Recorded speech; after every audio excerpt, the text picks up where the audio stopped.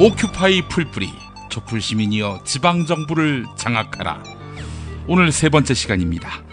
지방정부를 장악해야 촛불혁명이 피부에 와닿습니다. 오늘은 9월 24일, 지방선거가 262일 남았습니다. 시민과 함께 미래의 지방정부를 대비하는 기회. 오늘은 기초의회 의원의 월급과 처우에 대해 김수민 전 구미시 의원이 120만 도시의 시장도 권한이 없는 자치분권 부재의 시대, 염태영 수원시장이 시민 없는 도시 재정의 문제점을 선대인 경제연구소장이 짚어줍니다. 광고 듣고 시작하겠습니다. 반지, 벤지, 반지, 벤지. 오빠 나랑 무슨 게임 할 거예요? 벤지. 오빠는 마법사 업데이트. 업계 최초 2주 체험 정책으로 유명한 슈엔 침대, 더 편한 천연 통가죽 면피 소파도 출시하였습니다. 전시 체험장으로 오세요. 더 많은 혜택이 기다립니다. 어디에 있다고? 검색창에 슈의 침대. 유산균은 똥만 잘 싸게 해주는 게 아니야. 면역력을 높여준다고. 그런데 아무 유산균이나 사 먹으면 되겠어? K-웰팜의 시크릿 프로바이오틱스를 먹어봐. 시크릿 프로바이오틱스? 문의 전화는 010-5220-7924. 생활인을 위한 꿀팁. 집 두 채에 월 10,000원 화재보험 카페. 화재 배상, 심지어 도난 피해까지. 여기에 더해 가전제품 고장 수리비까지. 연중 무휴라 언제든 02849-9730. 허리가 아파요. 아랫배가 나와요. 골반이 바로 서야 건강도 아름다움도 바로 섭니다. 바디로직을 입으세요. 토크밴드의 입체적인 탄력이 틀어진 골반을 바로잡습니다.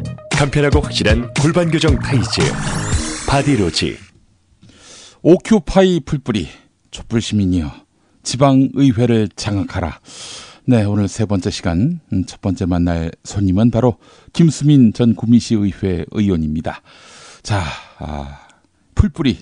풀뿌리가 지방의회에 진출한 아주 기념비적 사례를 만든 것 같습니다. 그렇게 싸가지가 없음에도 불구하고 지방의회 의원으로 진출할 수 있었던 거 아마 세계 역사를 통틀어 처음 있는 일이 아닐까 싶은데요. 김수민 전 의원님 어떻습니까? 네, 반갑습니다. 한때 한국의 버니 샌더스라 불리웠던 김수민입니다. 버니 샌더스, 알겠습니다. 버니 샌더스도 그렇게 싸가지가 없었나요? 그건 잘 모르겠는데요. 이건 제가 갖다 붙인 게 아니라 실제로 언론 보도에서 제가 한국의 버니 샌더스 중에 한 명으로 소개가 된 적이 있었고요. 어디에 그런 게 나왔습니까? 그게 아마 오마이뉴스하고 경향신문이었던 것 같아요. 그래요. 오마이뉴스는 김수민 시민 기자가 쓴 걸로 알려져 아닙니다. 있는데. 아닙니까? 참고로 버니 샌더스는 본격적으로 국내에 소개된 게 2013년 말쯤이었는데요. 예, 그 당시에 모 출판사에서 저에게 연락이 와서 당신이 한국의 버니 샌더스 같다 라고 해서 책을 내고 싶다 이런 얘기도 있었습니다. 한때지요. 네. 확인이 불가능한 그런 말씀이어서 하여간 참 알아서 새겨 듣겠습니다. 버니 샌더스 김수민 하면 기사가 다 나옵니다. 그래요. 알겠습니다. 네, 굉장히 모른 척 하시려고 노력을 하시네요. 근데 버니 샌더스도 사실 지방 정치 출신 아닙니까? 그렇습니다. 그 버몬트주의 벌링턴시라는 지역이 있고요. 예. 거기서 미국은 공화당, 민주당, 양당제가 굉장히 강한 나라죠. 그렇죠. 예, 거기서 무소속으로 출마를 해서 벌링턴 시장을 지냈고요. 그 다음에는 이제 상원 의원으로 또 하원 의원을 거쳐서 또 활동을 하게 됩니다. 그래서 미국 대선 주자까지 오르게 된 것이죠. 예. 그래요. 대선 주자가 됐을 때는 민주당에 입당을 한 거죠. 그게 좀 아리송해요. 그러니까 처음에 아마 경선 들어갈 때는 무소속이었던 걸로 저는 알고 있어요. 예. 미국의 정당이라는 게 멤버십이 되게 뚜렷한 게 아니라 경선 또 오픈 프라이머리라고 아무나 가서 이렇게 할 수도 있고 그래서 그 당에 입당을 하지 않은 정치인인데 그냥 무소속 신분으로 처음에 들어간 걸로 알고 있고요. 그 끝내 입당을 했는지 안 했는지 좀 이게 불분명한 것 같아요. 언론에서 이 점을 딱 찍어서 보도하는 사례를 제가 못 봐서. 네. 아무튼 어쨌든 간에 입당을 안 했더라도 민주당 참여 전략을 쓴 거죠. 그래요. 일정 부분은 현실과 타협했다고 볼 수 있습니다. 김수민 전 의원이 민주당 경북도지사 후보에 응모한다는 그런 소문은 사실이 아닙니까? 네, 아닙니다. 한국의 버니 샌더스라면서요. 예. 한때. 네. 지금은 시사평론계에 김용민이라고. 그래요? 네. 엄청난 욕설을 받고 있습니다. 알겠습니다. 이렇게 전락하게 될 줄은 몰랐어요. 그래요. 인생 한 방에 훅 갑니다. 예. 네, 완전히 나가 떨어졌어요. 알겠습니다. 자, 우리 김수민 전 의원님 오늘 어떤 말씀 해주시겠어요? 네, 지난주까지는 제가 겪었던 선거운동에 대해서 어느 정도 말씀을 드렸었는데요. 선거운동 얘기는 앞으로도 조금 더 세부적으로 나눠볼 기회가 있을 것 같고 또 이제 제가 설명을 해드려야 될 것들이 지방의회는 어떻게 돌아가고 지방의원은 어떤 일을 하느냐 이런 부분이 될 텐데 그렇죠. 요거를 좀 교차해서 얘기를 드리면 좋을 것 같아요. 너무 시간 순서대로 하게 되면 뭐 어떤 얘기가 너무 뒤로 밀린다거나 할 수 있기 때문에 그래서 오늘은 좀 간략하게나마 지방의원이라는 직업이 어떤 직업인가에 대한 얘기를 좀 나눠보도록 하겠습니다. 제가 알고 있기는요. 91년부터 지방의원이 생겼잖아요. 네. 그때 정봉주 전 의원, 전국회의원은 또 91년에 시의원 도전했다가 그때는 미끄러졌었는데 근데 이제 당시에 제가 알고 있기로는 제가 고등학교 때여서 기억이 나는데 무급이었어요. 무급. 네. 무급이었다가 지금은 유급이죠. 많진 않지만. 그렇습니다. 뭐 금액은 말씀을 드리겠지만 뭐 보기에 따라서 많을 수도 있고 적을 수도 있고 원래는 무급이었고 회의수당이 나왔어요. 회의수당이 나왔고 그런데 이제 2006년도 지방선거에 당선된 분들부터 유급으로 전환이 됩니다. 이거는 아마 그 당시 정권이 이제 노무현 정권이었고 노무현 대통령은 사실은 지방자치 분야에 좀 깊이 판 정치인이에요. 그렇죠. 네, 지방자치 관련한 연구소도 운영을 했었고 거기서 뭐 전국 각지에서 아마 뭐 학교라든가 강좌 이런 것들도 많이 열어서 때때로 지방 정치인들 중에서 그때 당시에 뭐 프로그램에 참여한 바가 있다. 뭐 이런 분들을 또 만날 수도 있고 그 노무현 대통령 뭐 포함해서 정부에서는 지방 자치가 정착이 되기 위해서는 지방 의원들이 유급으로 활동을 해야 된다라고 명확하게 판단을 했던 것 같아요. 물론 아직까지도 대다수의 시민들은 무급 봉사직으로 돌려버려야 된다. 아이고. 그런 인간들에게 왜 월급을 주느냐. 저는요 반대입니다. 그렇게 되면은 우리 지방 의원들 중에 다른 쪽으로 월급 받으려고 하는 분들이 생기기 때문에 그건 안 된다고 생각합니다. 그렇죠. 부정한 방법을 통하는 경우도 포함돼서 다른 경로로 돈을 벌려고 하기 때문에 부정부패 확률도 높아지고 그리고 설령 합법적인 일을 하더라도 겸업을 하는 이상은 이 지방의원 일을 제대로 하기가 어렵습니다. 그렇죠. 이 참고로 지방의원은 겸직이 불가능한 직업은 아니에요. 네, 겸직을 할 수가 있는데 몇 가지 제한들이 있습니다. 예를 들어서 어떤 지자체로부터 보조금이라든가 이런 것들을 받는 단체의 임직원은 지낼 수가 없습니다. 그리고 그런 경우가 아니라 할지라도 예를 들어서 식당을 운영하고 있다. 그렇다면은 그 식당에 관련된 그 부서가 있습니다. 그 부서를 관할하는 의회 상임위원회 상임위원은 지낼 수가 없습니다. 그래서 주유소 하시는 분들이나 식당이나 건설사를 하시는 분들은 저희 구미시의회 같은 경우는 산업건설위원회라는 상임위가 있는데 그쪽으로는 들어갈 수가 없어요. 물론 편법적으로 어떤 지방의회에서는 명의를 바꿔놓고 들어가시는 분들도 계시긴 합니다.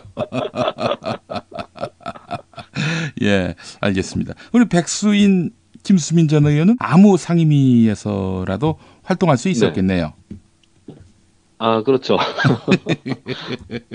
저는 이제 업으로 겸업하는 경우는 없었고요.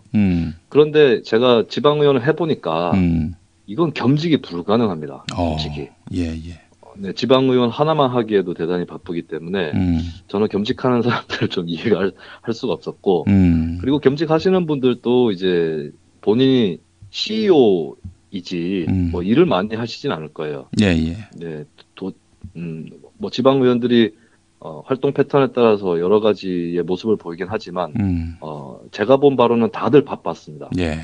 네, 놀고 먹는 사람들은 별로 없었고요. 그래서 도대체 겸직은 할 수가 없는 것이구나 라고 저는 그때부터 깨닫고 있었고요. 네.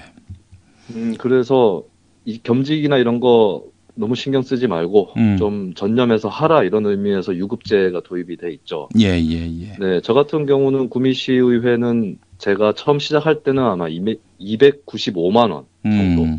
네, 세전 기준으로. 예, 그리고 끝날 때는 한 307만 원 정도에서 끝이 났어요.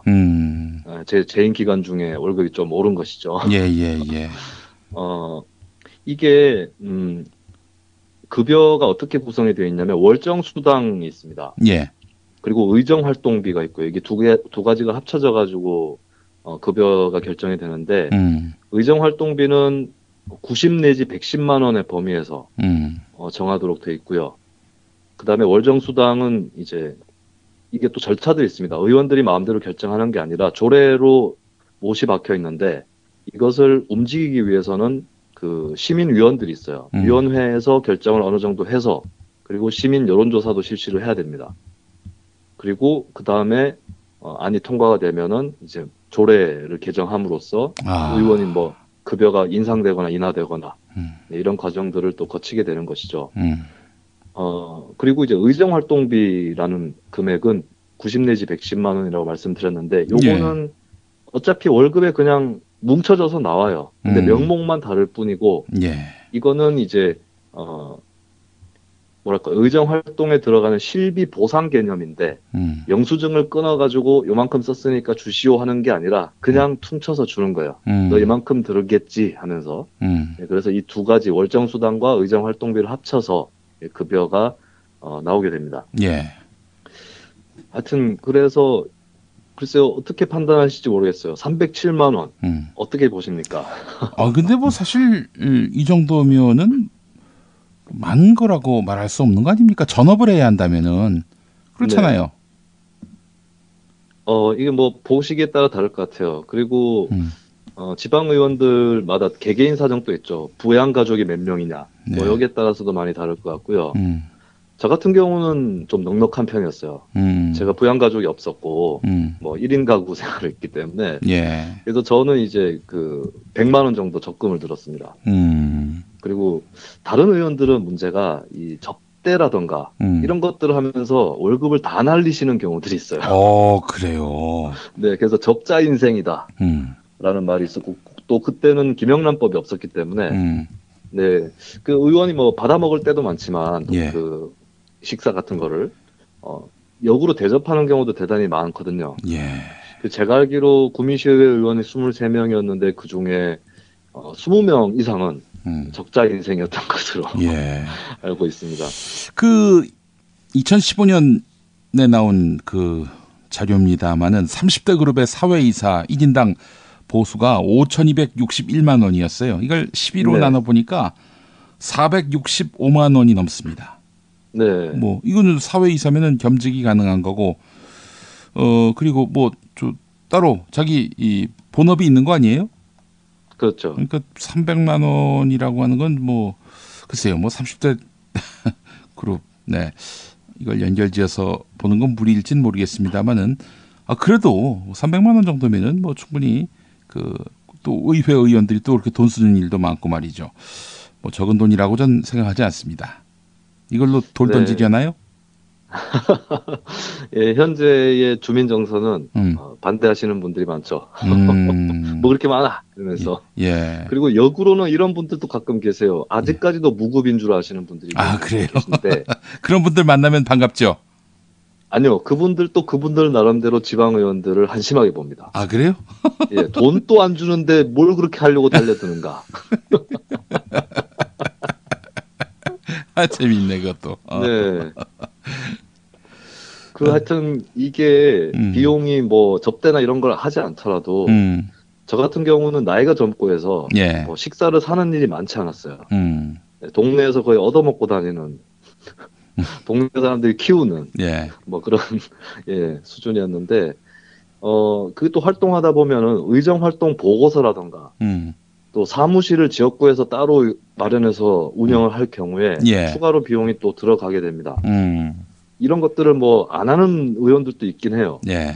의정 활동 보고서 잘 안 내고 그리고 사무실도 뭐 의회에 또 사무실이 있으니까 그쪽에서 그냥 쓰고 뭐 이런 분들이 계시긴 한데 저 같은 경우는 뭐 지역구에서 민원 상담이나 이런 거 하기 위해서 지역구 사무실을 따로 냈었고요. 그렇군요.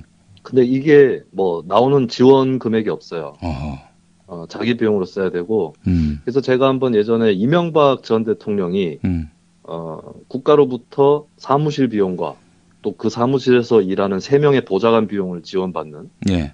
네, 그런 기사를 읽고 양쪽을 비교해서 한번 포스팅을 한 적이 있었어요. 전직 대통령으로서 그 정도 지원을 받는다는 얘기죠? 네, 그렇습니다. 그래서 그 당시 굉장히 큰 사무실에서 이명박 씨가 또 전직 대통령이랍시고 활동을 하긴 했었죠. 예. 다 국가의 지원을 받으면서. 저 같은 경우는 제 돈으로 이제 사무실 월세 내고 운영하고. 네. 그리고 의정 활동 보고서조차도 제 돈으로 네, 그렇게 또 지불을 했었습니다. 아이고. 그래서 이게 참 또 활동하려고 하면 그게 뭐 접대라든가 이런 게 아닐지라도 돈이 또 들어가는 게 현실이고. 그리고 구미보다 조금 더 지금 뭐 선대인 소장님 출연하고 계신데 아마 용인이나 이런 데서는 지방 재정이 더 넉넉하기 때문에 의원들 급여가 더 높을 거예요. 뭐 서울의 강남 지역이라든가. 근데 반대로 군 지역들, 농어촌 지역은 또 열악하기 때문에 의원들 월급이 뭐 한 250 뭐 이 정도 수준인 경우도 있고요. 지역마다 들쑥날쑥합니다. 그래서 전국의 지방 의원들이 이런 요구를 해요. 그 국가적으로 통일을 시켜달라. 기준을 만들어서 통일을 시켜주고 지방 재정이 열악한 지자체는 국비로 지원을 해달라. 이런 요구를 하고 있는데 이 좀 딜레마죠. 그러니까 지방자치라는 거는 이제 어느 정도 지방 내에서 재정을 걷어서 스스로 쓰는 이런 구조로 돼 있으니까 어떻게 보면은 재정이 별로 없는 지자체는 의원 월급 많이 주지 말라 이렇게 볼 수도 있겠죠. 그런데 각 지역 간의 격차들이 적지 않은 상황이라서 또 그런 요구들이 나오고 있습니다. 그래요. 그리고 또 억울한 오해들이 있는데 의원을 하면은 또 이것저것 뭐 특혜들이 많지 않을까. 네, 이게 뭐 소문으로 막 퍼져서 자녀 장학금도 나온다. 뭐 이런 얘기도 있고. 근데 돈으로 나오는 거는 이게 전부예요. 이게 전부고 상임위원장들과 의장, 부의장들은 업무 추진비 나오는 정도. 그 정도 차이가 있고, 돈으로 더 나오는 건 없고, 이제 공무원들이 받는 복지 포인트를 같이 받는 이점은 있죠. 저도 그 복지 포인트를 받아서 뭐, 그걸로 책을 사거나, 영화를 보거나, 옷을 사거나 정도 할 수 있는 그 포인트를 공무원들과 함께 받는 뭐 그 정도 수준입니다.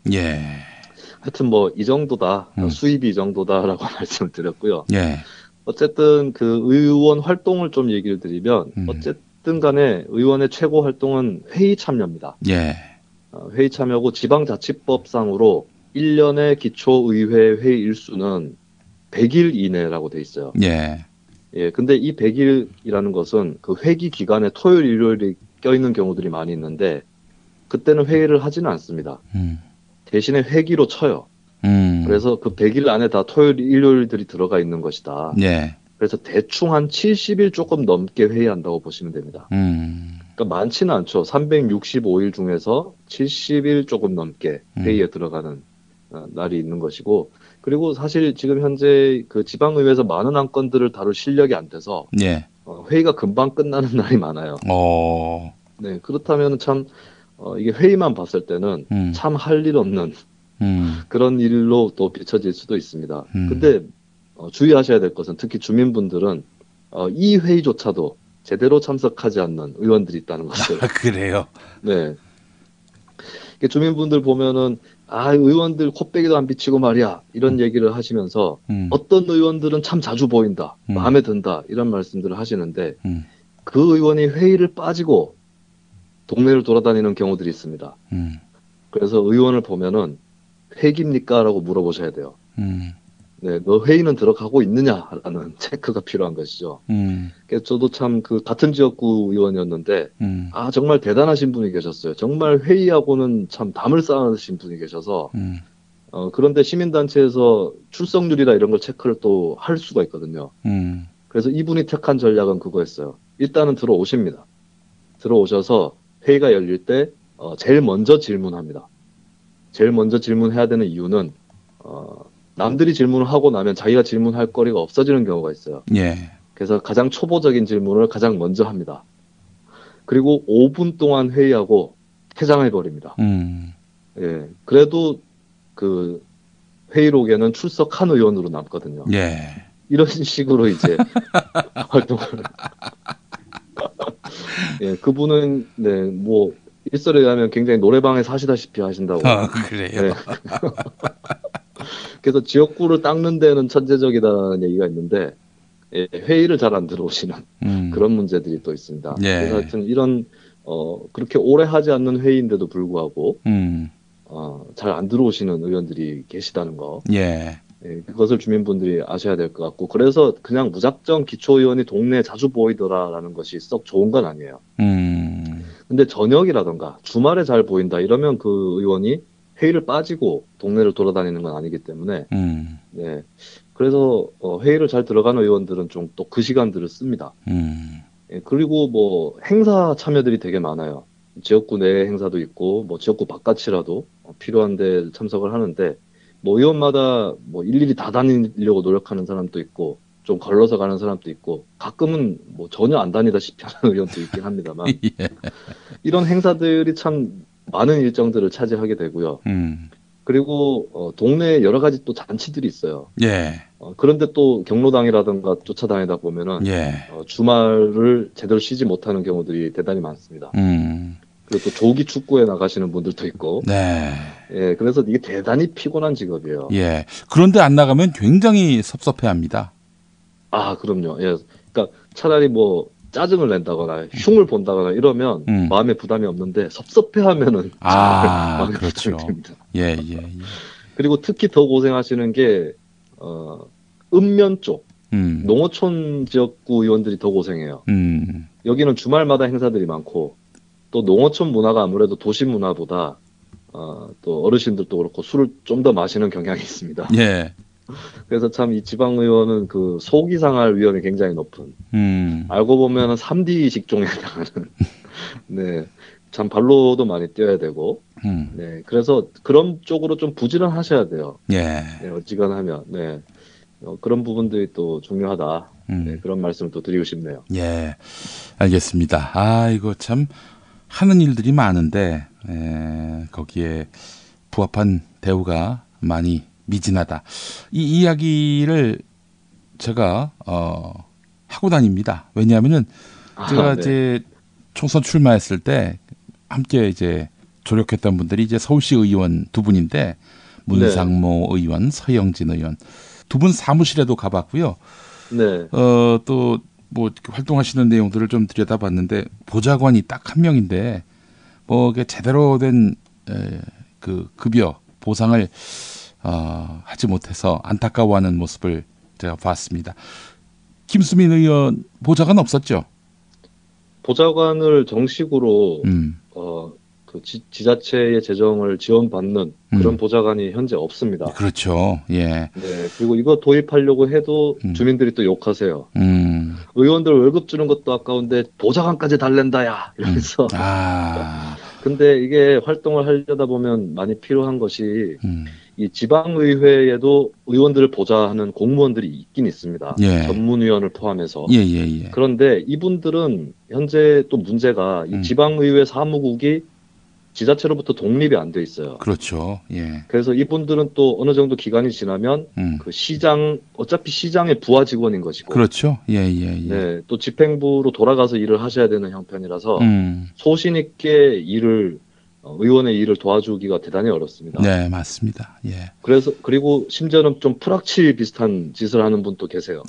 그렇죠. 아무래도. 네. 예. 그래서 뭐 조례를 발의하려고 하면은 그 사람이 막 마치 무슨 반대 의원인 양 자기가 이건 이래서 안 된다 하면서 집행부 눈치를 보면서 일을 좀 방해하는 경우도 있고.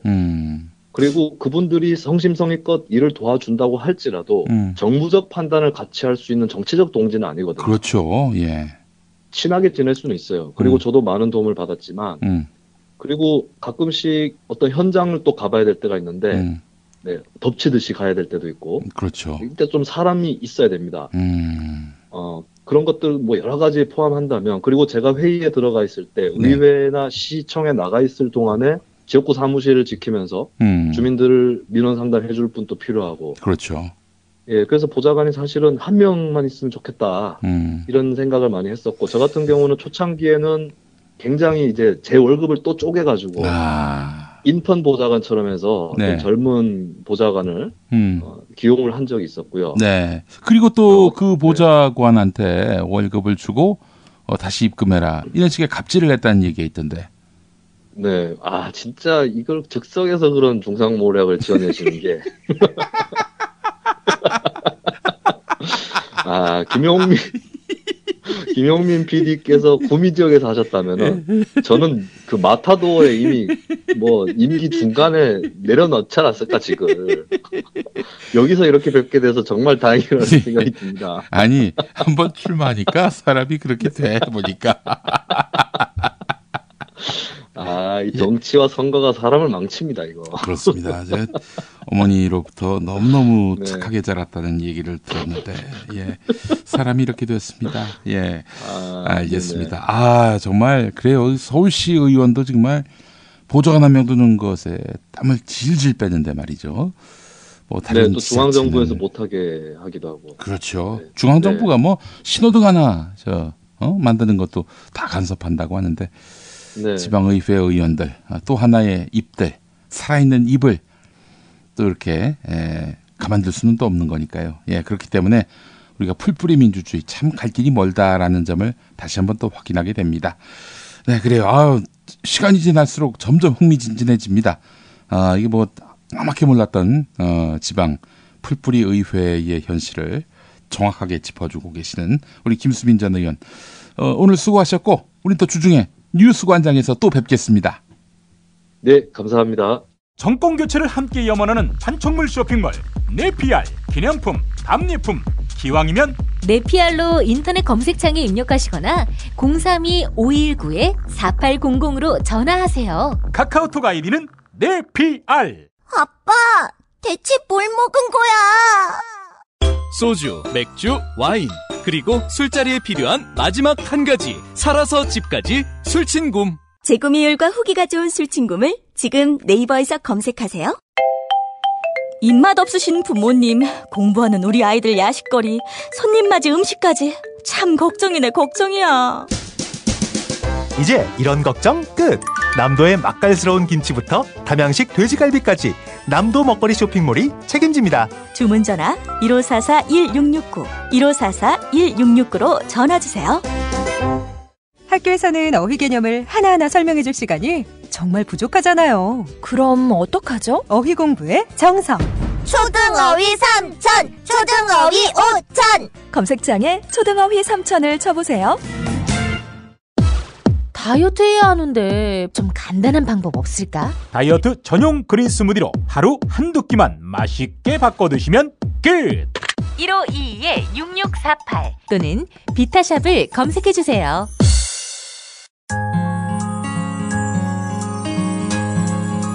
당신의 정직한 뉴스 보좌관 김용민과 주파수를 맞춘다. 새로운 아침 특별한 선택 김용민의 브리핑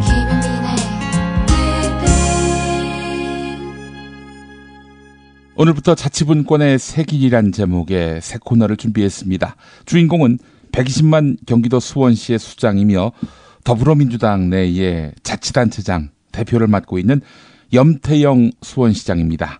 염 시장님 나와 계시죠? 예, 안녕하세요. 네.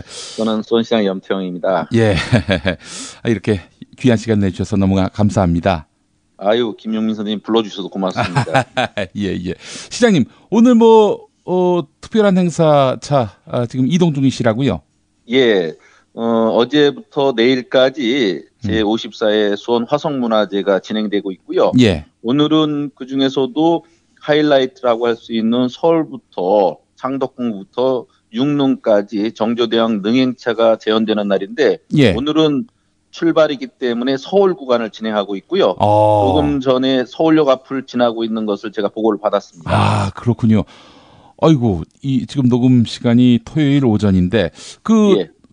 원래는 그 수원 시내에서 벌어졌던 행사인데 이게 서울부터 시작이 되는군요. 예. 이전에는 수원에 한 7, 8km 구간만 했습니다. 예. 매년 화성문화제 기간 때. 예. 그러다가 지난해가 수원 화성 축성 220주년 되는 해여서 예. 그래서 수원 화성 방문의 해 이렇게 정하고 대대적인 행사를 기획했는데 예. 그때 제가 서울시장님께 박원순 서울시장님과 염태영 수원시장이 서울과 수원시장을 재임할 때 꼭 해나와야 될 역사적 사명 있는 행사가 있다. 그것이 바로 정조대왕 능행차를 서울부터 수원까지 복원해 놓는 일입니다. 이렇게 말씀드렸거든요. 예. 그리고 저는 지난해 수원 화성 방문에 특별한 의미가 있으니까 그때 수원 화성문화제에 맞춰서 좀 하자고 몇 년 전부터 제안을 드렸는데 그것을 박원순 서울시장님께서 받아주셨고요. 아이고. 그래서 지난해 서울부터 수원까지 정조대왕 능행차를 한강을 배다리까지 놓아가면서 그렇게 대연을 했는데 예. 해보시니까 그것이 국가적인 무형 문화 재산이 될 수 있겠다. 그렇죠. 국민들 참여도 굉장히 높은 것을 보시고 예. 이것은 한 번으로 끝날 게 아니라 지속하면 좋겠다 해가지고 지난해 한 번 하기로 한 게 지속하기로 해서 올해 또 다시 하게 됐고요. 예. 올해는 그래서 그 전에 미진했던 화성 구간, 육릉 제항까지를 화성이 참여해서 완판으로 재현하게 되는 일을 하게 되는 겁니다. 아이고, 그렇군요. 아이고, 세상에. 그러니까 서울시와 그러니까 정조대왕이 서울시에 사셨으니까 이제 서울 창덕궁에서 나오셔서 이제 그 숭례문 옆을 지나서 서울역 앞 용산을 거쳐서 배다리를 통해서 한강을 건너시고 그리고 이제 시흥 지금 이제 금천구인데 금천구청에 있는 시흥 행궁에서 묵으시고 그 다음 날 이제 수원으로 출발하셔서 수원 행궁에서 화성 행궁에서 묵으시는데 거기까지 하시고 그리고 이제 육릉에 재항을 하시게 됩니다. 아이고, 그렇군요. 원래는 1박 2일 코스인데 구간을 일부 단축을 해서 하긴 합니다만은 그래도 정말 대역사입니다. 이 자체로도 정말 커다란 그 문화유산이고요. 지금부터 222년 전에 시행했던 을묘년 원행이 가장 최대의 그 아름다운 축제 퍼레이드라고 할 수 있는데 그것을 재현하는 거고요. 그 당시에는 그 3,000명이 넘는 대이동이 있었고요.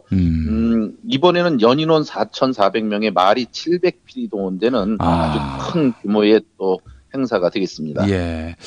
정조대왕의 그 과거 족적을 돌아보면은 사실은 이제 지방분권에 대한 철학을 가진 최초의 군주 아니었습니까?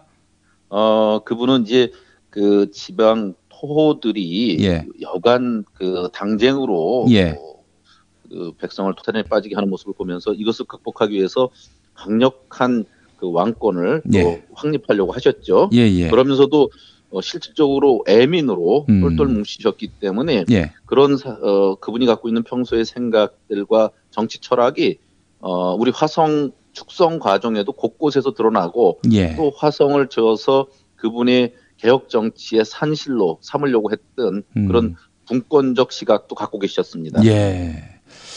사실 노무현 대통령이 서울에 집중된 이 모든 국가의 그 부와 권력을 지방으로 나누려는 그런 철학을 갖고 세종시를 기획했던 거 아니겠습니까? 행정수도를 구상하셨던 거죠. 그래서 별도로. 그 또 노무현 대통령이 가장 존경했던 정조대왕께서는 세종시가 아니라 수원시를 사실상 양경 두 개의 서울로 또 이렇게 생각을 했었던 터고요. 예, 그때 화성을 쌓고 여기에 또 새로운 도읍으로서의 여러 가지 시도를 해보셨죠. 예, 수원이 왜 그렇게 양경으로 꼽혔습니까? 수원은 아버지 사도세자가 그렇게 비명에 가신 것에 대해서 철치부심한 정조대왕께서 아버지의 신원을 복원해 놓으면서 그 아버지 희생시켰던 당쟁의 산물들을 네. 철저히 좀 차단하고 그래서 새로운 그 개혁을 동력을 만들려고 하기 위해서 예. 그분 아버지 사도세자의 묘소를 그 화산 지금 이제 그쪽을 옛날에 수원읍으로 불렀었던 데인데 예. 화산으로 옮기시고 그 화산으로 옮긴 가는 길에 이 화산과 가까운 수원 화성을 쌓으신 거거든요. 예. 그리고 이제 거기다 행궁과 그 화성을 쌓으신 건데 그러다 보니까 이곳이 그렇게 당쟁을 끊는 고리 역할을 하는 상징적 공간이 됐거든요. 예. 그리고서는 이곳을 통해서 실학과 또 애민 또 민본주의 이런 것들을 실천하시려는 그런 거점으로서 구상을 하셨던 거죠. 예. 그래서 이제 수원을 또 서울에 집중됐던 이런 모든 힘을 나누고자 했던 그래서 이곳에다가 또 힘을 실어주려 했던 그런 정도의 철학이 담겨 있었네요. 수원이요. 예. 그래서 지방에서 인재를 또 직접 등용하시려고 이곳에서 직접 왕이 그 친림하신 가운데 문과 무과 시험을 보셨습니다. 지방 인재를 등용하기 위해서 수원 쪽에서는 특히 무과에 많은 인재들이 등용되는 그런 산실이기도 했습니다. 그래서 왕이 친림해서 과거 시험을 본 서울 외의 유일한 장소가 그래서 수원입니다. 예. 알겠습니다. 이런 수원에 또 수장을 맡고 계신 분이 바로 염태영 시장님이신데 시장님을 이 시간에 모시게 된 이유는 자치분권에 대한 이야기를 하기 위해서입니다. 예. 지금 이 수원 120만 사실 다른 곳에 있었다면은 당연히 광역시가 됐을 큰 도시인데 예. 그럼에도 불구하고 이 완전히 서울시의 예속이 돼서 이 자치분권의 어떤 의미를 제대로 살리지 못하시지요. 뭐 그런 얘기를 많이 들었습니다. 예. 일단은 그 1997년 울산이 그 주변 도시를 포함시켜서 100만을 만들고 광역시로 독립시켰습니다.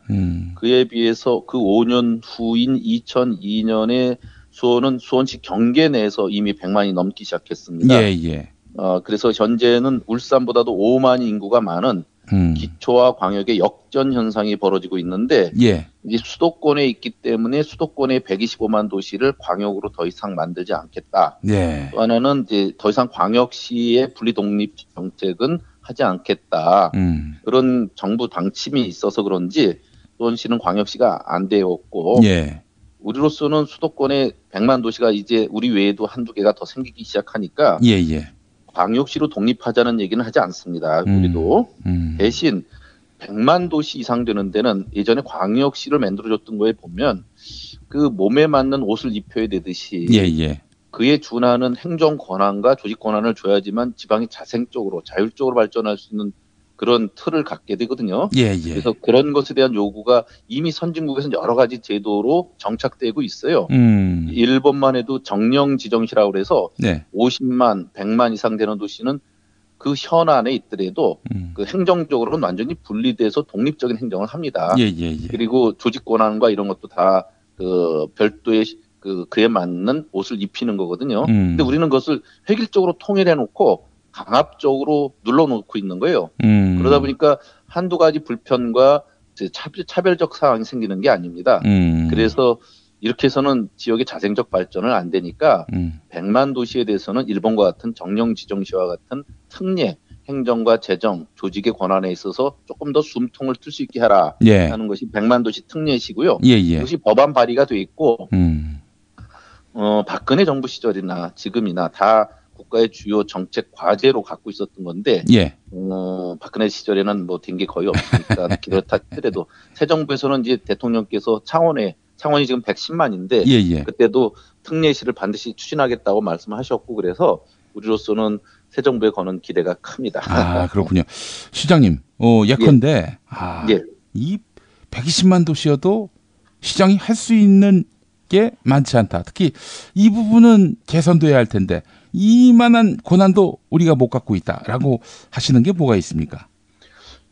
우선 시민들이 보기에 가장 불편하고 민원이 많은 것이 학생들 학교 안의 문제와 또 통학로 문제, 그 또 교통 질서의 문제 이런 것들이거든요. 이를테면 아이들을 위해서 횡단보도 하나를 놓고 신호등 하나를 놓는 거를 지방자치단체가 결정을 못합니다. 아, 그래요? 예, 이런 것은 다 우리가 필요성이 있으면 그 경찰에 그 제안을 하고 경찰에서 나름대로의 심의를 거쳐서 판단을 해주는 것을 우리는 또 시행만 할 뿐입니다. 그러니까 자율적 그 우리의 지방행정의 최소한 주민들의 요구를 직접 담아낼 방법이 없는 겁니다. 뭐 이런 일이 한두 가지가 아니다 보니까 그 우리가 느끼는 답답함은 아주 크죠. 그래요. 아니 이런 것들은 다 웬만하면 또 자율적으로 할 수 있도록 누구보다도 이 시정을 잘하는 분들이 바로 우리 시장님하고 또 우리 시 공무원들 아니겠어요? 근데 그분들에게 마땅히 있어야 할 권한이 중앙 정부에 다 집중이 돼 있다. 아, 이거는 반드시 좀 개선이 돼야 할 것 같고. 그 획일적 그 기준이라는 게 얼마나 어처구니가 없냐면 이제 그 지지난 해에 우리가 메르스라고 하는 아주 심각한 감염병 질환으로 온 국민이 불안에 떨은 일이 있었죠. 이게 그 메르스에 대한 의심 환자가 있으면 이분을 상담해서 격리를 할지 또 그 검역 채취를 할지 그에 따른 그 격리를 할지 결정하는 것을 그 역학조사원이라는 분이 합니다. 감염병 질환 전문의라고 해서 공인받은 분이 하는데 이게 각 광역지자체별로 2명씩 배치가 돼 있습니다.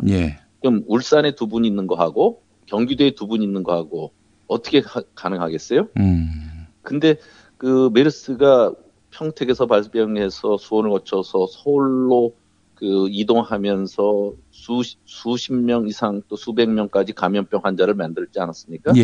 그리고 의심 환자가 수만 명이 생기고 이것을 위해서 우리가 실력이 없거나 그것을 그 검역 채취했을 때 실제적으로 시험소에서 진성 여부를 판단하는 역량이 없지 않은데 그걸 모두 다 중앙정부가 다 쥐고 있고 각 도에 있는 역학조사원 2사람을 통해서 하니까 그 많이 발생하는 걸 감당할 방법이 없는 겁니다. 우리 같은 경우 예산을 안 줘도 좋으니까 역학조사원 한두 명이라도 쓸 수 있는 권한만 달라. 그래야지 즉시 해결할 거 아닙니까? 그렇죠. 불안 요소를 해결. 시행착오를 그렇게 겪었음에도 불구하고 지금 2년이 지난 지금도 아무것도 바뀐 게 없습니다. 역학조사원은 우리가 한 명도 지금도 못 갖고 있습니다. 그것이 얼마나 그 시민들이 느끼는 피부적인 그 요구와 그 현장의 수요와 획일적 재단과 기준과 차이가 있겠습니까? 이런 것들이 지금 지방자치를 가로막고 있는 것이 곳곳에 있습니다. 이것은 중앙정부의 그 이전에 갖고 있었던 획일적 기준이 조금도 분권 시대에 개선이 안 되고 있는 거거든요.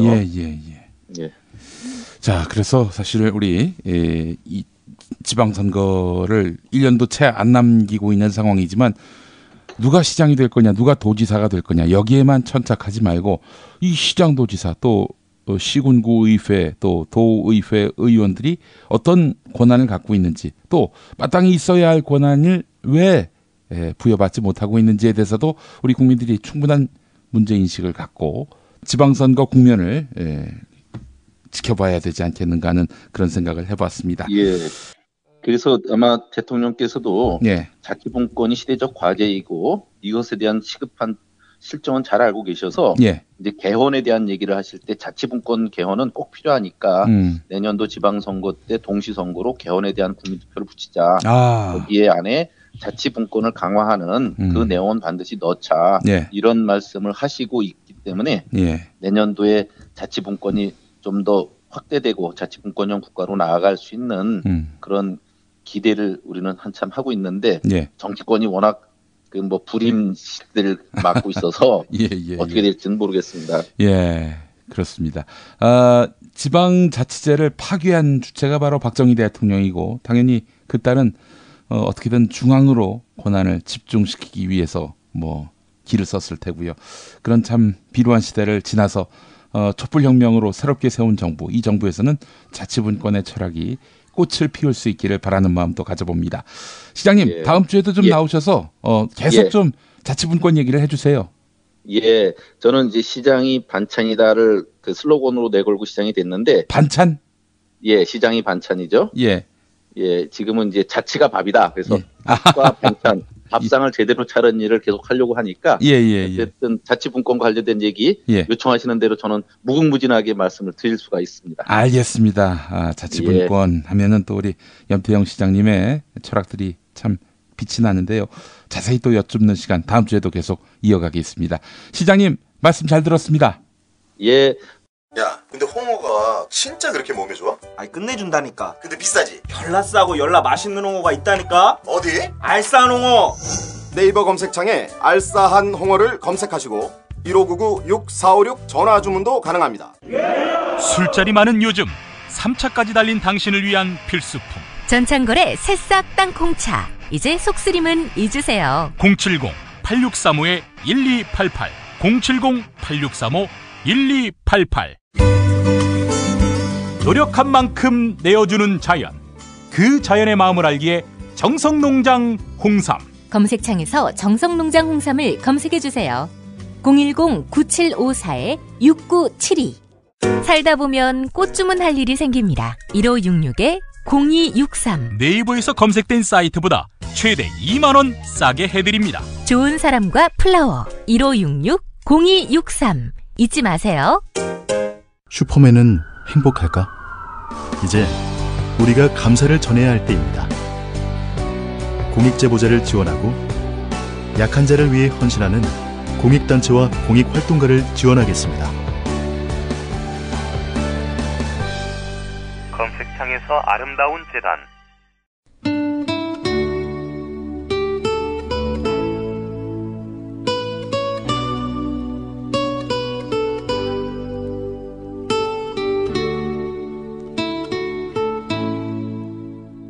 함께하고 계신 팟캐스트는 김용민 브리핑 특별기획 오큐파이 풀뿌리입니다.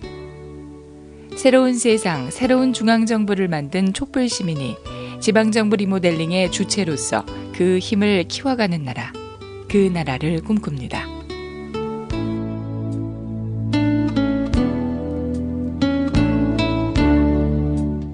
지방정부의 예산 제대로 짚어보는 시간이죠.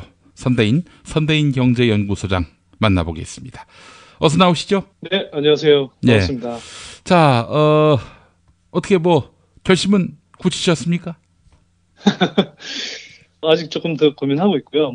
이게 간보는 게 아니고 사실 선거법상의 여러 가지 문제도 있고 그래서 사실 좀 명확하게 밝히기 힘든 부분도 좀 있어요. 마음의 결정을 다 했다는 얘기군요.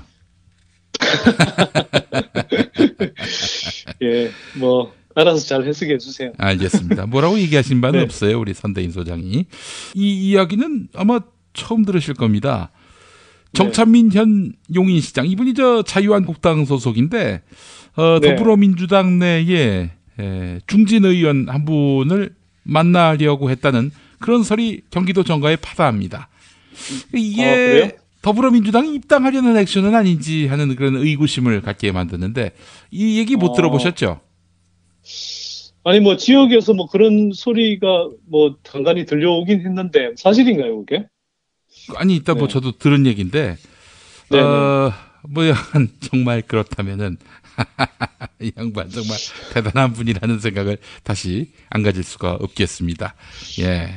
그런 일이 있었으면 안 되겠죠. 이게 기본적으로 정당 정치라는 건 책임 정치고 그 책임 정치라는 것은 기본적으로 정당에 소속돼서 그 가치와 지향을 드러내면서 이게 중앙 정치든 지방 정치든 하는 것인데 이게 선거에서 유불리를 따져서 어떤 때는 새누리당, 어떤 때는 민주당으로 이렇게 갈아 나오면 그게 시민들을 우롱하는 거 아닐까요? 시민들에 대해서 제대로 책임지는 자세가 아니라고 생각합니다.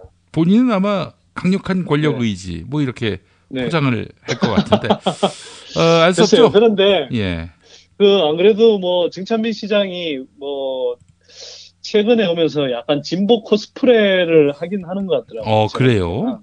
어떤 면이냐면, 예. 뭐, 난개발을 실컷 해놓고, 뭐, 박근혜 정부에서 뭐, 개발 규제 완화했다고 표창까지 받았던 분이, 최근에는 앞으로는 난개발을 하지 않겠다. 뭐, 이런 식의 선언을 하지 않나. 또 한편으로는, 뭐, 무상교복을 갑자기 꺼내들고, 뭐, 예전에는 안 하던 거거든요. 예. 갑자기, 뭐, 성남의 옆도시니까요. 예. 뭐, 옆도시에 이제 이재명 시장하고, 뭐, 제가 들어보니까 뭐, 꼭 만나자 사정해서 졸라서 이렇게 만났다고 하시더라고요. 근데, 그렇게 해서 이제 사진 찍어서 또 대대적으로 막 홍보를 하더라고요. 그래서, 이제, 뭐, 많은 분들이 또, 그것 때문에 착시 현상을 좀 일으키기도 하는데, 이분이 행사장에도, 보면, 뭐, 예전에는 빨간 옷을 입고 오다가 요즘은 계속 또 파란 옷을 입고 다닌다. 아, 그래요? 재밌죠? 예. 그런데, 이분이 이러다가 이제 또, 최근에 왜, 자유한국당에서, MBC 이걸 또 문재인 정부의 방송 장악이다. 또, 뭐, 북한의 핵도발 관련해서 이제 뭐, 규탄대회 이런 걸 막 열었잖아요. 예. 그러니까 이제 중앙당이 또 지시가 나오니까 당 행사에 가서는, 또 이제 막 문재인 정부를 성토하는 이제 이야기를 할 수밖에 없었던 거죠. 그래서 또 이제 결국은 본색이 또 드러나는 뭐 그런 장면이 또 있었다고 하더라고요. 예. 네. 안타깝네요. 예. 그러니까 그분을 둘러싼 그 정치 환경이 너무 안타까워서 그래요. 재밌는 분입니다. 예, 정찬민 용인시장 이야기를 해봤고 뭐 그분이 뭐 이쪽 당으로 온다 이런 건 뭐 확정된 바가 없어요. 그런데 이제 그 흐름이 아주 묘하게 느껴진다는 점, 이런 점을 또 말씀을 드리지 않을 수가 없을 것 같습니다. 예. 네, 용인 지역은 사실 뭐 여기 지역의 지자체장이나 시의원들이나 또는 뭐 국회의원 뭐 된 사람들이 사실 자꾸 당적을 왔다 갔다 하면서 많이 했어요. 그러니까 많은 사람들이 특히 뭐 이제 민주당의 당원이라고 하면 뭐 그런 부분에서 되게 실망을 많이 하는 거죠. 새누리당이었던 사람이 갑자기 민주당으로 치고 들어온다든가 또는 사실 지금 그 용인 갑에 그 이우현 의원이라고 있잖아요. 자유한국당.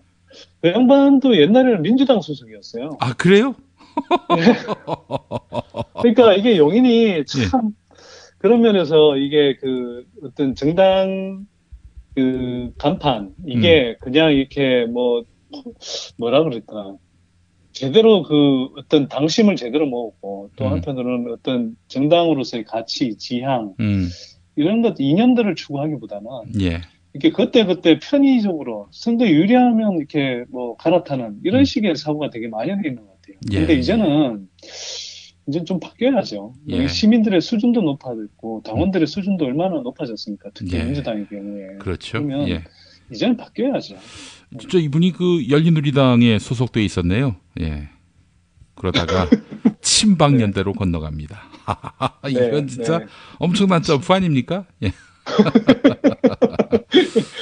이 용인을 좀 망신시키는 그런 이력인 것 같습니다. 아니 어떻게 열린우리당 있다 친박연대로 가나? 아 이거 사람이 참. 알겠습니다. 자 오늘 어떤 얘기 해볼까요? 지방선거 혁명이라고 하면 왜 혁명이냐 할 때는 지방 살림살이의 변화를 저는 첫 번째로 꼽고 싶어요. 그렇죠. 예. 근데 지방 살림살이가 변해야 사실은 시민들의 삶의 질을 올리는데 돈을 쓸 수 있고 우리가 생활 속에서 뭔가 바뀌는구나 이걸 느낄 수 있는 거거든요. 그러니까 뭐 박근혜 정부 끝나고 문재인 정부 돼서 뭐 중앙 정치가 좋아진 건 느끼셔도 주변에 이제 뭐 도로라든지 또 도로사업정이라든지 복지나 문화 수준이 올라간다, 뭐 정체돼 있다 이런 거는 사실 지역의 살림살이하고 굉장히 연관돼 있습니다. 그래서 많은 분들이 지역 살림살이가 어떻게 되는지 좀 알 필요가 있는데요. 오늘은 그 첫 번째 시간으로, 그러니까 구체적으로 좀 말씀드린 거예요. 첫 번째 시간으로 왜 지역의 예산들이 엉뚱하게 쓰이고 낭비되는지 그 이야기를 좀 말씀드릴까 싶어요. 네. 그래서 이걸 말씀드리는데 기본적으로는 그 시장을 중심으로 해서 시장의 그 선거 주기별로 한번 조금 짚어보면 좋을 것 같습니다. 한번 좀 말씀을 드려볼게요. 일단 먼저 이제 시장이 되려고 하면 또는 뭐 지역에 이제 시의원, 도의원이 되려고 하면 이제 선거를 거쳐야 되잖아요. 그렇죠. 선거를 거쳐야 되는데 선거를 거치는 과정에서 뭐 이런저런 표를 받아야 되고, 그거는 이제 뭐 당내에서 일단 당원 투표를 받거나, 또는 뭐 여론조사에서 이제 지지율을 높이거나, 또는 본선에서 이제 표를 받거나, 뭐 이런 이제 과정들을 거쳐야 되는 거잖아요. 그런데 보통 지역의 경우에는, 보통 용인은 이제 100만 정도 되지만, 보통 진짜 기초지자체는 한 몇십만 단위인 경우들이 많잖아요. 네. 예, 그러면 사실은 지역 바닥을 굉장히 열심히 훑고 다니면, 사실은 웬만큼 이제 거기서 승부가 많이 갈리거든요. 예. 그러면 이분들이 이제 몇 년간 뭐 술도 같이 먹고 밥도 먹고 하면서, 이제 뭐 또 그 각종 이제 지역의 간변단체나 뭐 조직들, 뭐 조기 축구회 뭐 이런 식으로 이제 막 이제 그 뭐 올리는 거죠. 그러면서 이제 사람들을 끌어오는데요. 이게 근데 이 표만 오는 게 아니고 그 표에 이권이 묻어 있거든요. 예, 그 조직 각각이 이권이 묻어 있고, 또는 어떤 뭐 실력 이런 것들이 이제 묻어 오는 거거든요. 그러면 예를 들면 조직된 소수, 뭐 상당수 이해관계가 뭐 얽혀 있는 그런 사람들의 뭐 당내 투표 또는 뭐 본선에서의 표 이런 것들을 등에 업고 이제 시장이 됐다, 또는 뭐 기초지자체의 뭐 의원들이 됐다. 그러면 아무래도 이런 사람들의 이제 압력을 무시할 수가 없는 거죠. 아무래도 이제 임기 중에 이권과 관련된 뭐 여러 가지 개발 사업을 한다든지, 또는 선심성 이제 뭐 예산을 편성하기 마련이거든요. 그래서 선거 과정 자체가 사실은 이런 식으로 진행이 돼 버리면 그 이권에 아무래도 이렇게 뭐 노출될 수밖에 없고, 그 이권에 노출된다는 것은 사실 시민들이 필요한 사업을 하는 게 아니라 그런 조직이나 이권을 가진 세력들을 위한 사업을 하게 된다는 거죠. 그건 사실 이제 전체적으로 보면 예산의 낭비로 흐르는 경우가 많고, 예산 낭비뿐만 아니라 이제 뭐 부정부패의 씨앗이 되는 경우가 되게 많죠. 자, 그렇게 해서 이제 선거가 끝났고 당선이 됐어요. 그러면 뭐 시장을 맡았어. 그러면 임기 중에는 이런 이제 아까 말씀드렸듯이 이권과 연결된 조직에 도움되는 개발 사업을 하기도 하는데, 또 선거 과정에서 막 이제 이렇게 뭐 조직들을 관리하고 하다 보면 사실 뭐 겉으로 드러나는 것 못지않게 뒤로 이제 돈들이 많이 들어가거든요. 그러면 이 사람들은 또 임기 중에 이걸 여러 가지 이제 뭐 뒷돈을 받거나 뭐 이른바 이제 뇌물을 받거나 뭐 해서 그러니까 임기 중에 이렇게 이제 본전을 뽑아내려고 하는 거죠. 예, 그러다 보면 사실은 뭐 이제 그 선심성 예산을 써야, 또는 뭐 이권 예산을 써야 이제 뒷돈을 받을 수도 있고, 이런 이제 경우들이 되는 거죠. 그래서 양쪽 측면에서 뭐 들어올 때부터 그런 이권을 가진 사람들의 세력을 등에 업고 들어온 측면도 있고, 또 한편으로는 자신이 이제 뭐 선거 과정에 썼던 돈을 뽑아내기 위해서도 그렇고, 그래서 이제 뭐 이 불필요한 사업들을 벌이거나 뭐 부정부패를 저지르는 경우들이 많죠. 그래서 이게 참 제일 심각한 게 그 중에 또 하나가 용인입니다. 이 역대 용인 시장이요, 이런 말이 있어요, 용인 지역에. 그러니까 역대 용인 시장들은 퇴임하고 자기 집에 가기 전에 큰 집에 먼저 들렀다 갔다. 이게 무슨 이야기냐면, 용인시장 임기 끝날 때마다 다 줄줄이 뭐 구속돼서 감옥에 갔거든요. 그렇죠. 뭐 지금 정찬민 시장은 뭐 모르겠습니다만, 그 이전 시장들은 줄줄이 한 5분 정도가 계속 그 감옥을 갔어요. 그렇죠. 다 이권 사업에 이제 연루돼서. 그래서 이제 뭐 정찬민 시장 이전 시장은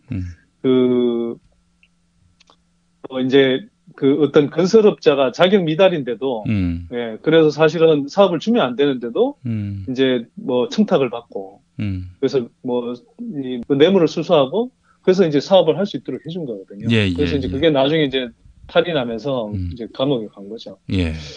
그래서 제가 드리고 싶은 말씀은, 이제는 뭐 이권 챙겨주고 돈 받는 식의 이런 시장을 펼치는 수준은 이제는 좀 각 지자체가 좀 벗어나야 되지 않을까, 이런 생각이 들고요. 그래서 내년 지방선거에는 좀 많은 시민들이 좀 참여하면 좋을 것 같아요. 그러니까 이게 그냥 조직된 소수의 표가 아니라 예. 굉장히 많은 그 사람들이 일반 시민의 관점을 가진 사람들이 뭐 당원으로 들어와서 당내 투표에도 참여하고 또 본선에서도 많은 사람들이 참여해서 투표율이 올라갈수록 이런 조직된 소수의 힘을 발휘한 사람들이 그 힘이 또는 영향력이 줄어들거든요. 예. 그러니까 많은 사람들이 이제 참여가 필요하다는 거고요. 그 다음에 또 임기 중에 보통 이제 이 지자체장들은 자신의 치적쌓기 사업을 하잖아요. 예, 예. 예. 근데 이제 명분은 뭐 지역 경제 활성화 이런 겁니다. 뭐 대표적인 게 이제 뭐 여러 가지가 있지만 뭐 수도권에도 보면은 각종 컨벤션 센터 이런 거 많이 짓잖아요. 예, 예. 예. 그런 게 이제 명분은 지역 경제 활성화라고 그래요. 예를 들면 그 제가 예전에 살았던 일산 경우에도 킨텍스라는 게 있는데 예. 그게 가동률이 한 50% 60% 정도밖에 안 됐어요.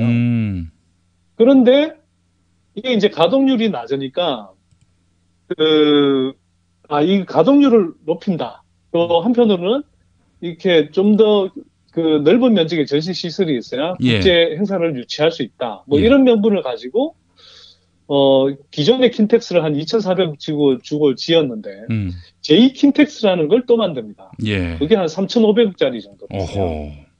예. 그러니까 보통 한번 생각해 보세요. 우리가 사업체라 그러면 공장 가동률이 한 5, 60% 정도 되면 이게 더 이상 사실은 아직은 그게 뭐 가동률이 최소 7, 80% 이상 올라가야 뭐 새로 제2공장을 짓고 하잖아요. 예. 근데 뭐 간에서 돈 쓰는 거 그런 식으로 안 쓰는 거죠. 근데 이렇게 이제 뭐 경제 활성화라든지 또는 뭐 이런 식의 뭐 명분을 내걸지만 그게 뚜렷하게 효과가 입증되지 않는데도 그렇게 이제 새로 뭐 컨벤션 센터를 짓고 또 그거 관련해서 호텔을 짓는다 하고 또 연계도로를 놓는다고 하고 막 이렇게 하는 거거든요. 예. 근데 그렇게 경제 활성화 한다고 하면서 실제로 그렇게 쓰는 돈들이 어마어마한 돈들이고요. 예. 그 어마어마한 돈들을 사실은 오히려 시민들의 어떤 복지라든지 문화 수준을 올리는데 제대로 쓰는 게 훨씬 효과적이지 않을까 싶은데 네. 이제 지자체장들 입장에서 보자면 그런 사업이 이제 외관 사업으로 드러나고 하니까 이제 딱 가시적으로 드러나잖아요. 그렇죠. 어쨌거나. 예. 예. 그러니까 이제 자꾸 그런 사업들을 많이 하는 것 같아요. 제가 뭐 첫 시간에도 말씀드린 적이 있는 것 같은데 용인시에 이제 종합 경기장도 꼭 같은 방식으로 이제 접근을 한 거예요. 네. 예. 그러니까 뭐 각 지역에 가면 뭐 종합 경기장이 곳곳에 있잖아요. 예. 그래서 근데 거기 보면은 뭐 건물은 뭐 되게 크게 지어놨는데 실제로 뭐 잔디 생육한다고 그러면서 시민들이 사실 발도 잘 못 딛잖아요. 글쎄 말이에요. 예. 예. 근데 이제 이런 게 뭐 예를 들면 국내외 경기를 유치해서 지역 경제 활성화를 한다 이런 식으로 이제 추진을 했던 거거든요. 예, 예. 근데 사실은 뭐 용인시 경우가 대표적이지만 사람들이 잘 가지도 않고 뭐 수요도 없는 곳에 굉장히 이제 장밋빛 그런 한상만으로 이제 추진을 하는 겁니다. 그러니까 장밋빛 한상이라는 건 좋은 경기장 지어놓으면 사람들이 엄청 올 거다. 또 뭐 주변에 여러 가지 도로나 시설들이 들어가서 수요가 몰려올 거다 이렇게 얘기하는데 이게 결국은 지어놓고 보면 연계도로나 시설이 뭐 안 들어오고 그래서 결국은 이 경기장도 그냥 거대한 조형물로 전락하는 이런 이제 일들이 곳곳에서 되풀이 되거든요. 예. 근데 이제 이렇게 지어놓고는 또 이제 뭐 엄청난 돈을 들였다고 하니까 이제 이걸 또 활성화한다는 명분으로 뭐 이제 용인시 같으면 경전철역을 또 뭐 400억 들여서 짓자 뭐 이런 식으로 이제 주장이 나오는 거고요.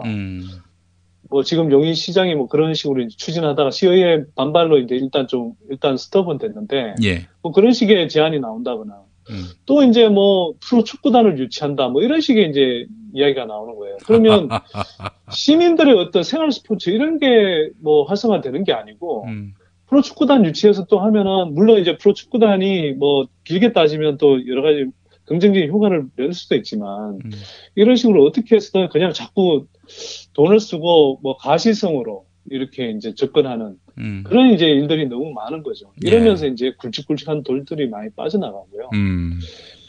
그 다음에 이제 기본적으로는 이런 큰 돈 빠져나가는 게 이제 굵직굵직한 건설 사업, 뭐 개발 사업에서 이제 큰 돈이 나가는데 예. 자질구레한 사업에서 돈이 많이 빠져나갑니다. 예. 예, 뭐 여러분들 잘 아시는 것처럼 이제 불필요한 보도블록이나 가로등 교체 사업 이런 것들이 이제 대부분 그런 건데요. 예. 보도블록 아니 멀쩡하게 아직 쓸만한데 뭐 연말 되면 이렇게 뭐 갈아치우는 경우들이 아직도 많이 있잖아요. 이제 뭐 몇몇 성남시나 뭐 수원시 같이 이렇게 몇몇 지자체들은 그런 거 이제 뭐 벗어나고 있는데 아직도 여전히 연말 되면 뭐 멀쩡한 보도블록들을 이렇게 갈아치우는 경우들이 많을 겁니다. 예. 그러면 이런 것들은 사실은 뭐 여러 가지 방법으로 사실은 줄일 수가 있어요. 그러니까 이게 연말 되면 뭐 불용 예산이라 그래서 네. 안 쓰고 남은 예산들은 나중에 이제 다시 편성이 안 되는 경우들이 많기 때문에 그렇죠. 그 왜 과하게 그렇게 측정을 네네. 하느냐 이렇게 비난 들으면서 말이죠. 네네. 예. 그래서 그런 것들은 이제 뭐 써서 없애려고 하는데 이런 불용 예산은 이렇게 뭐 남겼다고 막 그렇게 하기보다는 그 내용을 잘 따져서 정말 오히려 꼭 안 써도 되는 것을 아낀 거라면 오히려 칭찬해 줘야 된다고 생각해요. 그래서 그런 것들을 시장이 어떤 마인드로 접근하느냐에 따라서 굉장히 좀 다를 수 있고요. 또 한편으로는 이런 것들이 이제 행정 주체가 단일하지 않고 여러 뭐 이렇게 사업 주체들에서 하다 보니 뭐 이쪽 뭐 블록 뒤졌다가 저쪽 블록 뒤졌다가 이런 경우들도 있잖아요. 예, 예. 그러면 그런 사업들을 조금 관계 기관들이 서로 그 협의를 해서 체계적으로 이렇게 좀 사업을 진행할 수 있도록 그런 이제 이 연계 시스템을 좀 확보해 할 필요가 있죠. 그렇게 하고 또 한편으로는 각종 이런 이제 보수 사업 이런 것들은 제가 생각하기에는 이걸 시 전체에 각 지자체 전체에 그런 어떤 데이터베이스를 구축해서요. 이걸 체계적으로 유지 보수를 관리하는 시스템을 만들면 아 어디가 좀 이제 문제가 되고 있고 어디는 이제는 좀 갈아야 될 거라는 것이 좀 명확하게 나옵니다. 예. 그러면 그런 것 시스템만 체계적으로 이렇게 도입해서 유지 관리를 해도 지금 하는 것보다는 훨씬 불필요한 예산 낭비를 줄일 수가 있거든요. 예, 그 다음에 수익 계획을 하는 경우들이 특히 많아요. 이런 자잘한 이제 보수 사업 같은 경우에는. 그러니까 이런 건 어찌 보면 뭐 다 그런 건 아니지만 부패한 이제 일부 지역의 공무원들이 업체들과 이제 뭐 유착돼서 그런 수익 계약을 어느 업체들한테 이제 주는 경우들이 많은데 이런 경우에는 뭐 실제로 시장 경쟁 입찰을 붙였을 때에 비하면 훨씬 비싼 가격으로 하거나 이런 경우들도 상당히 많이 있거든요. 예, 예. 그러면 이런 경우들은 이제 시장에서 실제로 통용되는 그러니까 이른바 그 기존의 시장에서 그러니까 했던 가격으로 적용해서 이제 좀 단가를 낮추는 노력들을 하면 사실 이런 부분에서도 많이 이제 낮출 수가 있고요. 가능하면 예. 아주 불필요한 경우가 아니라면 예. 수익 계약을 최대한 제한하는 이런 이제 노력이 좀 필요하죠. 네. 그 다음에 마지막으로 이제 좀 뭐 임기 후반에 다가오면 그 이제 특히 선거를 앞두고 다음에 이제 뭐 재선을 하겠다 뭐 이런 이제 욕심을 가지게 되면 이제 뭐 당연히 이제 지자체 장으로서는 뭐 다음 임기 동안 그러니까 다음에 재선을 하고 싶은 건 당연하죠. 당연하지만 그동안 꾸준히 해온 것들로 이렇게 좀 평가를 받기보다는 선심성 일회성 행사나 홍보 예산들을 엄청 쏟아내거든요. 그러니까 이런 건 뭐 예산의 규모로 따지면 그렇게 크지는 않을지 몰라도 이 역시 어쨌거나 시민들한테 아주 값지게 쓰일 수 있는 이런 예산들을 아주 엉뚱하게 쓰는 경우들이 되게 많거든요. 예. 그래서 뭐 대표적으로 영시 사례를 한번 이야기를 드리면 지난해 연말에 그 아시아 넘버원 드론 지자체 뭐 이런 타이틀을 내걸고 네. 그 드론 관련한 행사를 했어요. 그런데 이걸 하루 동안 했는데 이거 행사비로 1억 3천만 원 들어갔거든요. 허허. 예, 그러니까 이게 뭐 아주 큰 행사는 아니라고 할지 모르지만 어쨌거나 이 돈을 들여서 했는데 그때 그 용인시장이 올 때 그때 이제 관중석에 한 700명이 들었었는데 그 중에 500명이 관내에 동원된 학생들. 그 다음에 나머지 한 100명 정도는 아마 또 시 쪽에서 동원한 뭐 사람들. 진짜 순수하게 자발적으로 온 사람들은 거의 없었을 거예요.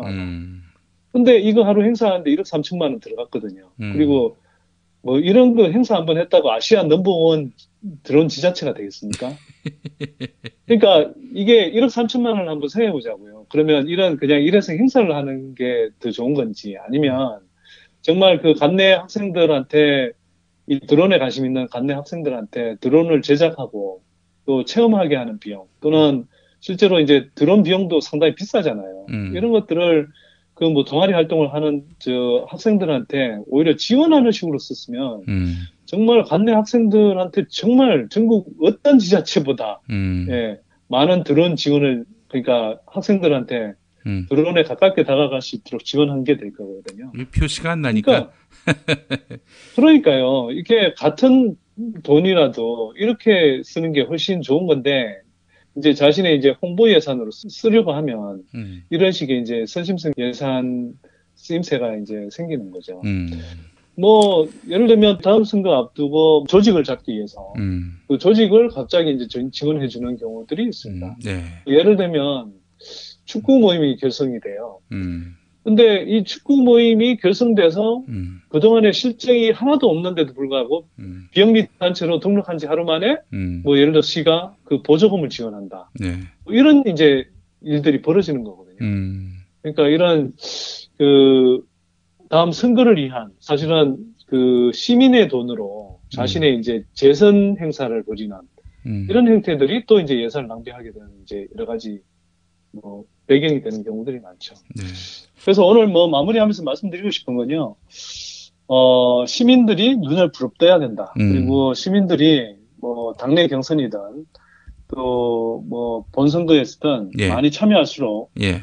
이 조직된 소수보다는 대다수 시민들의 눈치를 지역의 정치인들이 살펴볼 수밖에 없다. 네. 그래서 좀 많은 참여가 들실이 필요하다. 이런 네. 이제 말씀을 드리고 싶습니다. 예, 알겠습니다. 지자체 예산 낭비. 예. 전반적으로 우리가 점검해야 될 부분들 다시 한번 따져보는 시간 가져봤고요.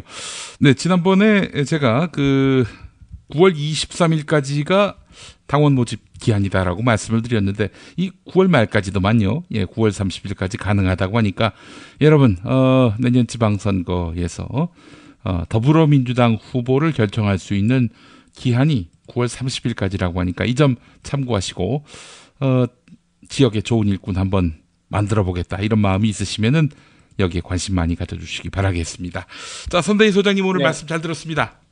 네, 감사합니다. 탄핵 때문에 뭐 이야기를 전달을 하려고 해도 길을 막고 듣질 않아요. 회족 수준으로 쪼그라든 한국 보수. 회생의 길은 과연 있을까? 변화된 정치 환경, 갈 길 잃은 보수에게 새로운 희망을 제시한다. 애국보수의 화려한 부활과 집권을 위한 본격 가이드, 김용민의 신간, 보수를 지켜라.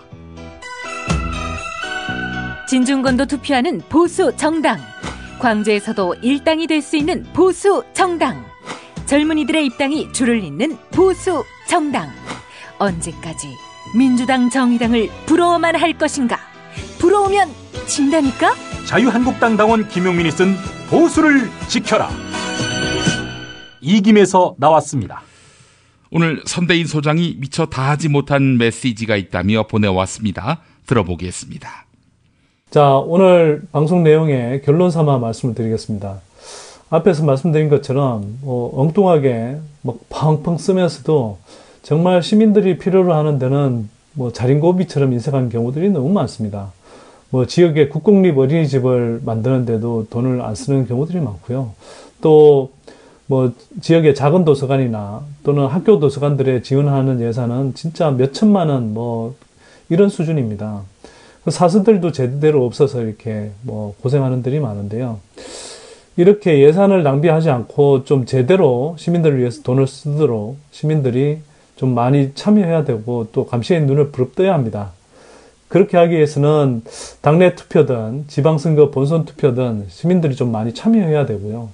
그 다음에 지역 정치인들이 조직된 소수보다 일반 시민들 눈치를 좀 더 살피도록 하기 위해서는 주민투표제, 뭐 주민소환제, 주민소송제, 주민참여예산제 같은 것들을 적극적으로 수용하도록 해야 되고 또 그런 걸 수용하겠다고 하는 후보들을 적극적으로 좀 지지하는 노력이 필요하다고 생각이 됩니다. 9월 30일까지 더불어민주당에 입당하시고 6개월 동안 매월 1,000원씩 당비를 내시면 여러분이 원하는 여당 도지사 후보, 여당 시장 후보를 낼 수 있습니다. 많은 참여 바라겠습니다. 오큐파이 풀뿌리 모두 마칩니다. 김용민이었습니다. 김용민 브리핑과 함께한 시간 어떠셨어요? 다음 시간에도 보다 바르고 알차며 즐거운 정보로 여러분을 찾아가겠습니다.